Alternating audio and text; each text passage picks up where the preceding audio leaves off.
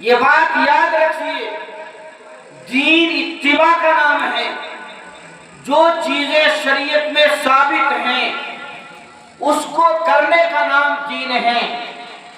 جو چیزیں شریعت سے ثابت نہیں، اگر کوئی آدمی اس میں اضافہ کرے گا یا اس میں کمی کرے گا تو سخت گناہگار ہوگا اور وہ شخص مردود ہوگا۔ حضرت عائشہ رضی اللہ تعالی عنہ فرماتی ہیں، نبی کریم علیہ السلام نے فرمایا، من احدث فی امرنا ھذا ما لیس منہ فہو رد، کہ جو لوگ اس دین میں، اس شریعت میں وہ باتیں پیدا کر دے جو اس شریعت سے ثابت نہیں ہے، فہو رد، تو وہ رد ہے، وہ شخص مردود ہے۔ اسی طریقے سے ہمارے ماحول میں شب بارات میں لوگوں نے حلوہ بنانا، روٹی بنانا، گوشت کھانا ضروری سمجھ لیا ہے، اور اس طرح سے ضروری سمجھ لیا ہے کہ گوشت کھانا، حلوہ پکانا، روٹی بنانا یہ سب شب بارات کے جز ہیں اور شب بارات کے لازم ہیں۔ اگر کسی گھر میں روٹی نہیں بنایا یا کسی نے حلوہ نہیں پکایا، کسی گھر والے نے گوشت نہیں لیا، تو یہ خیال کرتے ہیں کہ شب بارات ختم ہو گئی، شب بارات ہوا ہی نہیں۔ یہ غلط ہے میرے بھائی، شریعت میں یہ اضافہ ہے۔ اس لیے جو چیزیں شریعت سے ثابت ہیں اس کو کرنے کی کوشش کریں، اور جو چیزیں شریعت سے ثابت نہیں ان سے بچنے کی کوشش کریں۔ اسی طرح سے بعض جگہوں میں دیکھا گیا کہ شب بارات میں لوگ گھروں کو لیپتے ہیں اور یہ خیال کرتے ہیں کہ ہمارے مردے آج گھر میں آئیں گے تو صاف صفائی ضروری ہے، اس لیے صفائی کرتے ہیں۔ اور ہمارے یہاں جو آٹا کا گوڑا بناتے ہیں اس کو بعض عورتیں جہالت کی حالت دیکھیے، کہتی ہیں کہ ہمارے مردے گھر میں آتے ہیں اور وہ اپنے ہاتھ کا ٹاپ رکھ کر تب جاتے ہیں۔ یہ جہالت والی بات ہے، شریعت سے ایسی کوئی بات ثابت نہیں کہ شب بارات میں ہمارے مردے گھر میں آ رہے ہیں، نہیں، یہ جہالت والی بات ہے۔ یہ شیطان نے شریعت میں اضافہ سجھا دیا ہے، سمجھا دیا ہے۔ شیطان تو چاہتا ہی ہے یہ کہ اس عبادت کے موسم میں جبکہ اللہ تبارک و تعالی بے شمار لوگوں کی مغفرت فرما دیتے ہیں، اس کو ایسے کام میں لگا دیا جائے تاکہ یہ عبادت کر ہی نہ سکے۔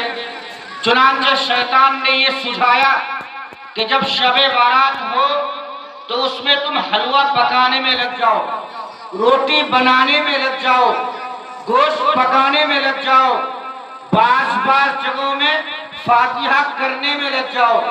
اس کو بلانے میں، مولوی صاحب کو بلانے میں چلے گئے، گاؤں والے کو بلانے چلے گئے کہ ہمارے یہاں فاتحہ آ جائیے، ہمارے یہاں فاتحہ آ جائیے، ہمارے یہاں حلوہ پک رہا ہے، ہمارے یہاں روٹی بنائی جا رہی ہے۔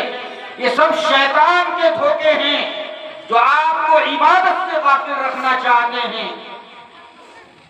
شیطان کبھی یہ نہیں چاہے گا کہ اللہ کا بندہ عبادت کر کے اپنے رب کو راضی کر دے۔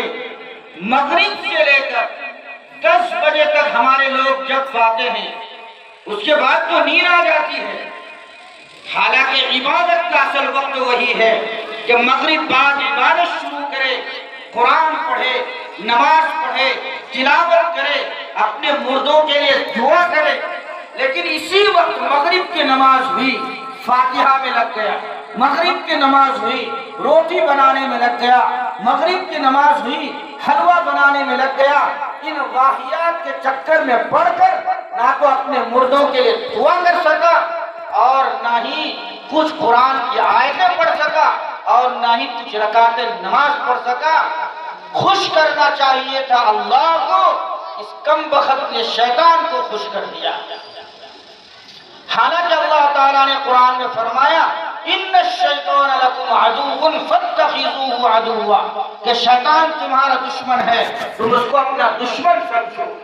لیکن شیطان کے بہکاوے میں ہم آ گئے اور شیطان کی پڑھائی ہوئی باتوں پر ہم نے عمل کیا، اور اللہ تعالیٰ نے جو حکم دیا تھا، آقا کریم علیہ السلام نے جو ہمیں طریقہ بتایا تھا شب برات میں اس رات کو گزارنے کا، اس سے ہم غافل رہے۔ اللہ تعالیٰ ہمیں معاف فرمائے۔ یہاں پر ماں بہنیں بھی بیٹھی ہیں، ان رسم و رواج کو ختم کرنے میں ماں بہنیں اگر آگے آ جائیں تو کسی مرد کی یہ ہمت نہیں ہے کہ وہ حلوہ اور روٹی کا رسم کر کے دکھا دے، کیونکہ آپ کے ہاتھ سے حلوہ تیار ہوگا اور روٹی کا تیار ہونا بھی آپ کے ہی اوپر موقوف ہے۔ اس لیے آپ ضد میں آ جائیں کہ اگر یہ شریعت کے خلاف ہے تو ہم اور دنوں میں جس طرح سے روٹی کھاتے ہیں وہ الگ مسئلہ ہے، اس دن بھی کھانے کوئی حرج نہیں، لیکن اہتمام کے ساتھ اس کو لازم کر لینا کہ شب برات کا جز ہے، اس انداز سے ہم روٹی بنانے کے لیے تیار نہیں ہیں، حلوہ بنانے کے لیے تیار نہیں ہیں، دوسرے اہتمامات کرنے کے لیے ہم تیار نہیں ہیں۔ ہماری ماں بہنیں اگر آ جائے آگے تو انشاءاللہ اس طرح کے رسم و رواج